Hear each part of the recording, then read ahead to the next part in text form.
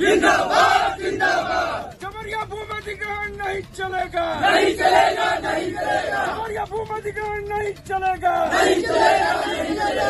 जमीन हमारी आपकी, नहीं किसी की आपकी, जमीन हमारी आपकी, नहीं किसी की आपकी।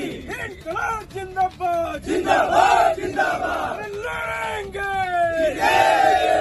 लड़ेंगे, लड़ेंगे, जमीन हमारी आपकी, नहीं किसी की आपकी, जबरिया भूमि अधिग्रहण नहीं चलेगा, नहीं चलेगा, नहीं चलेगा।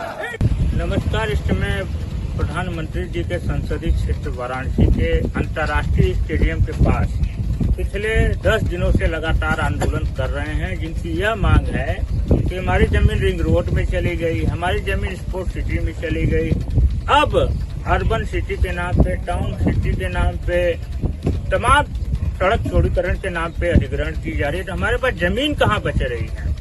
इसको लेकर लगातार लोग 10 दिन से धरना दे रहे हैं। कोई जिम्मेदार यहाँ संवाद के लिए नहीं आया।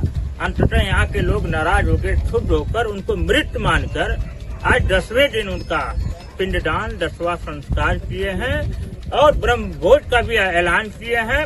आर पार लड़ाई लड़ने के लिए तैयार हैं। आप अपने बारे में बताएं।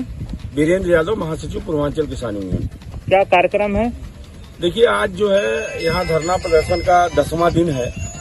10 दिन से लगातार किसान अपनी मांगों को लेकर के जो अर्बन टाउन सिटी बन रही है, सड़क चौड़ीकरण के नाम पे जो जबरिया भूमि अधिग्रहण की कार्रवाई की जा रही है, उसके विरोध में यहाँ किसान 10 दिनों से धरना प्रदर्शन कर रहा है।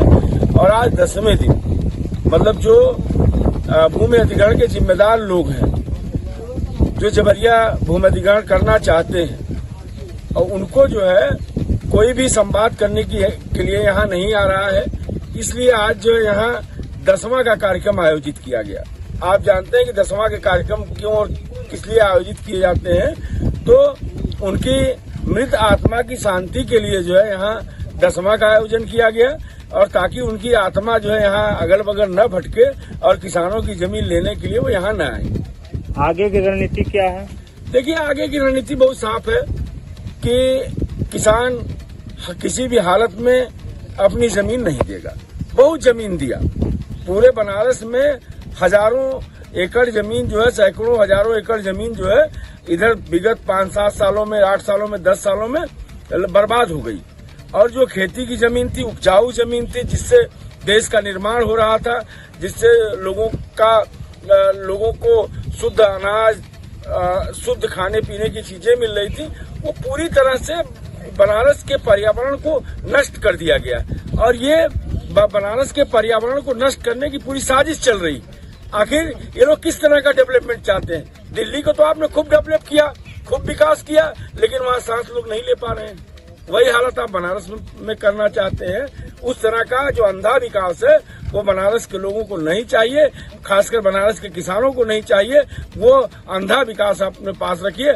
हम चाहते हैं कि हमारी खेती का विकास हो, हम चाहते हैं हमारे लिए मंडियों का विकास हो, हम चाहते हैं हमारे लिए डेयरी का विकास हो, हम चाहते हैं खेती को उद्योग के रूप में आगे बढ़ाया जाए, ताकि खेती से लोगों का जीवन यापन आगे बढ़ सके।